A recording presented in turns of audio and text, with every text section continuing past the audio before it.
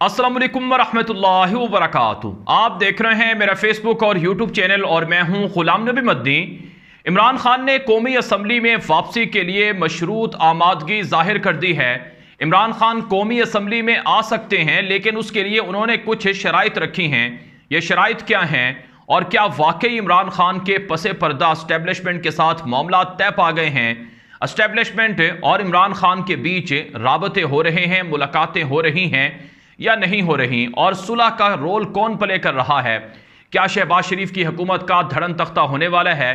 क्या इमरान खान लॉन्ग मार्च 2 करने जा रहे हैं और लॉन्ग मार्च 2 पर ताकत का इस्तेमाल होगा या नहीं होगा? और इस वक्त शहबाज शरीफ की हुकूमत की टांगें क्यों कांप रही हैं? ये वो सवालात हैं जिनके जवाबात आपको इस वीलॉग के अंदर, इस वीडियो के अंदर आगे चलकर मिलेंगे। इसलिए आप इस चैनल गुलाम नबी मदनी को भी सब्सक्राइब कर लें। हमारा फेसबुक ऑफिशियल पेज है गुलाम नबी मदनी के नाम से, उसे भी फॉलो कर लें, लाइक कर लें, ताकि आप इस तरह की मालूमाती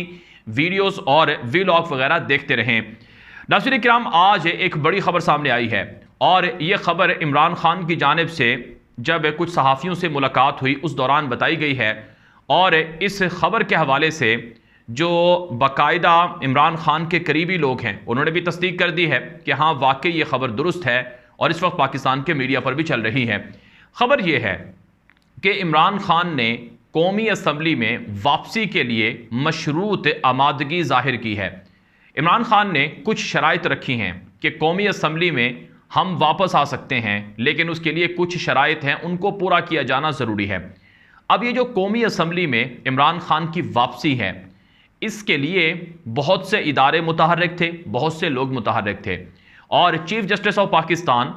उनकी जानिब से भी बाकायदा इमरान खान की जमात के लोगों को मशवरा दिया गया था अभी 2-3 दिन पहले, और उन्होंने अपनी गुफ्तगू के अंदर यह बात कही थी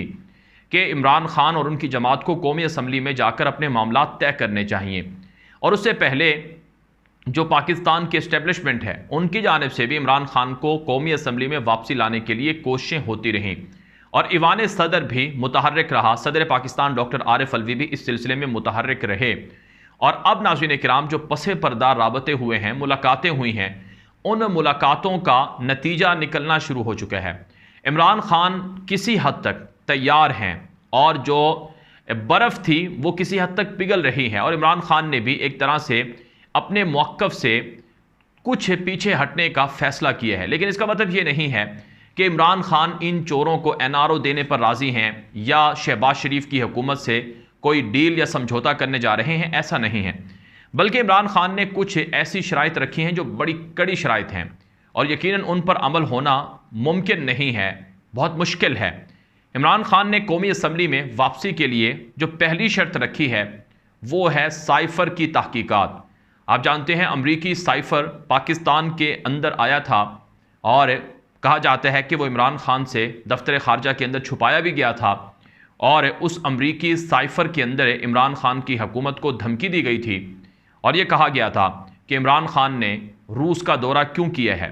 और इमरान खान ने अमरीका के मुतालबात पूरे क्यों नहीं किए हैं। उस अमरीकी ख़त के अंदर इमरान खान की हुकूमत गिराने की धमकी दी गई थी, और कहा गया था कि अगर इमरान खान की हुकूमत को ना गिराया गया तो फिर पाकिस्तान को सख्त नताइज का सामना करना पड़ेगा। अब वो अमरीकी साजिशी ख़त था,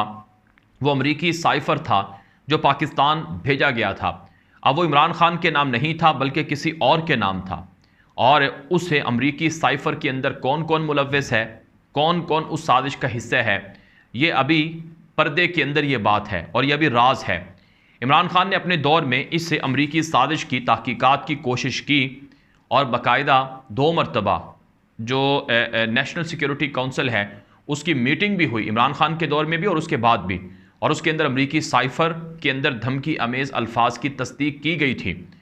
लेकिन ये गद्दार कौन है, ये साजिशी कौन है जिन्होंने अमरीका से वो ख़त लिखवाया, और अमरीका ने वो ख़त किसको लिखा, ये बड़ा इंपॉर्टेंट मामला है। इस सिलसिले में इमरान खान ने बाकायदा एक कमीशन बनाने का ऐलान किया था, लेकिन वो कमीशन ना बन सका। कमीशन के अंदर एक साबिक फ़ौजी जनरल को सरबराह मुकर्रर किया गया, लेकिन उसको कहा गया कि कॉल आई और उसने भी माजरत कर ली तहकीकात से। फिर ये अमरीकी साजिशी जो ख़त था ये चीफ़ जस्टिस ऑफ पाकिस्तान को सदर पाकिस्तान के ज़रिए से भिजवाया गया, और इसी तरह से कासिम सूरी जो डिप्टी स्पीकर थे उन्होंने भी ये ख़त जो चीफ़ जस्टिस ऑफ पाकिस्तान है सुप्रीम कोर्ट के, उनको भिजवाया, और आज तक ये ख़त سپریم کورٹ کے پاس پڑا ہوا ہے اور اس کی تحقیقات نہیں ہوئی، کیونکہ ناظرین کرام اگر تحقیقات ہوتی ہیں تو پھر وہ راز کھلیں گے کہ قوم دہل جائے گی اور قوم کو پتہ چلے گا کہ پاکستان کے اصل مجرم کون ہیں، اصل غدار کون ہیں، اصل سازشی کون ہیں، جو قوم کا سودا کرتے ہیں، امریکہ کے ہاتھوں بکتے ہیں اور قوم کو غلام بناتے ہیں اور پاکستان کے لوگوں کی گردنوں میں غلامی کا توق ڈالتے ہیں۔ تو اس لیے وہ سائفر ابھی تک اس کی تحقیقات نہیں ہوئی، لیکن اس کی تحقیقات ایک نہ ایک دن ضرور ہوں گی۔ اب عمران خان کو یہ کہا گیا کہ آپ اسمبلیوں میں جائیں۔ عمران خان نے کہا کہ میں اسمبلیوں میں واپس جانے کے لیے تیار ہوں، لیکن اس کے لیے سائفر کی تحقیقات ہونی چاہیے، چونکہ چیف جسٹس آف پاکستان نے بھی کہا عمران خان کو کہ وہ اسمبلیوں میں جائیں، تو اس لیے عمران خان نے کہا کہ اسمبلیوں میں ہم جا سکتے ہیں، لیکن چیف جسٹس کے پاس ہے جو سائفر پڑا ہوا ہے اس کی پہلے تحقیقات کر لیں۔ جب اس کی تحقیقات ہوں گی تو ظاہر سی بات ہے جو موجودہ امپورٹڈ حکومت ہے، شہباز شریف کی، آصف زرداری کی، مولانا فضل الرحمان کی، ان کا اصل چہرہ قوم کے سامنے آئے گا۔ تو سائفر کی تحقیقات کرو، غداروں کا پتہ چلاؤ، سازشیوں کا تعین کرو اور انہیں سزائیں دو، پھر ہم اسمبلی میں جائیں گے۔ اور اسمبلی میں پھر ہماری دوسری شرط یہ ہے کہ ہم صرف اور صرف اس وجہ سے جائیں گے کہ جو انتخابات ہیں انہیں قبل از وقت کروایا جائے، یعنی انہیں فوری انتخابات کروایا جائے۔ فوری انتخابات کے حوالے سے ہم بات چیت کرنے کے لیے تیار ہیں، لیکن جو باقی جو نیب ترامیم ہیں یا باقی جو اپنے آپ کو انہوں نے NRO دینے کے لیے جو اقدامات کیے ہیں ان کی حمایت عمران خان کی جماعت نہیں کرے گی۔ تو پہلی شرط سائفر کی تحقیقات کی جائے۔ دوسری بات کہ صرف انتخابات کے لیے بات ہوگی اور انتخابات بھی فوری کروائے جائیں گے، اور انتخابات کے سلسلے میں جو رکاوٹیں ہیں جس میں الیکشن کمیشن کو تبدیل کرنا ہے اور اس کے علاوہ کچھ باقی حلقے ہیں اور باقی کچھ معاملات ہیں ان پر بات چیت ہوگی، اس کے علاوہ کسی اور چیز پر بات چیت نہیں ہوگی۔ تو یہ وہ بنیادی شرائط ہیں جو عمران خان نے رکھی ہیں۔ اب ناظرین کرام عمران خان کی اسٹیبلشمنٹ سے ڈیل کے حوالے سے بھی بات ہو رہی ہے، کیا کپتان کو منا لیا گیا ہے اور کپتان سے اسٹیبلشمنٹ کی کیا ڈیل ہوئی ہے؟ ناظرین کرام اسٹیبلشمنٹ پاکستان کے اندر ایک ڈیپ سٹیٹ کا رول پلے کرتی ہے اور دنیا اسے مانتی بھی ہے اور جانتی بھی ہے، اور پاکستان کے اندر جو اسٹیبلشمنٹ ہے وہ کوئی ایک شخص نہیں ہے، کوئی ایک ادارہ نہیں ہے، بلکہ اس کے اندر کئی ادارے انوالو ہوتے ہیں اور کئی لوگ انوالو ہوتے ہیں، اور اس میں بھی کوئی دو رائے نہیں ہے کہ عمران خان کا مسئلہ پوری اسٹیبلشمنٹ سے نہیں ہے، بلکہ کسی ایک خاص شخص سے یا کسی ایک خاص ادارے سے یا کچھ لوگوں سے یا پھر جو حکومت ہے اس سے منسلک جو اسٹیبلشمنٹ کے ساتھ رول پلے کرنے والے ادارے ہیں یا لوگ ہیں ان سے ہو سکتا ہے، اس کے علاوہ نہیں۔ تو آج عمران خان نے ایک بات اور بھی کہی ہے کہ اسٹیبلشمنٹ کے ساتھ ہمارے بڑے اچھے تعلقات تھے اور ہیں، اسٹیبلشمنٹ پاکستان میں ایک حقیقت ہے، اور انہوں نے کہا کہ پتہ نہیں ہمارے تعلقات کب اسٹیبلشمنٹ سے خراب ہوئے، یعنی وہ کہنا یہ چاہتے ہیں کہ ہماری طرف سے اس میں کوئی رکاوٹ نہیں ہے کہ اسٹیبلشمنٹ سے ہم تعلقات خراب کریں، ہم تو تعلقات اچھے رکھنا چاہتے ہیں اور ہماری طرف سے کوشش بھی ہے۔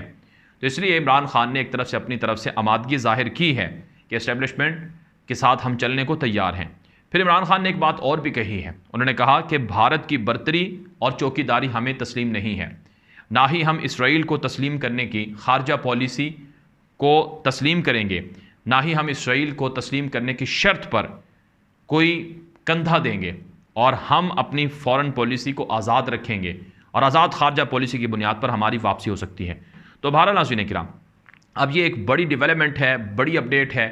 کہ اگر امریکی سائفر کی تحقیقات ہو جائیں، غداروں کو سزائیں ہو جائیں، تو ظاہر سی بات ہے مسلم لیگ نون اور پیپلز پارٹی اور اسی طرح سے مولانا فضل الرحمان کی جماعت کا کچا چھٹا کھل جائے گا۔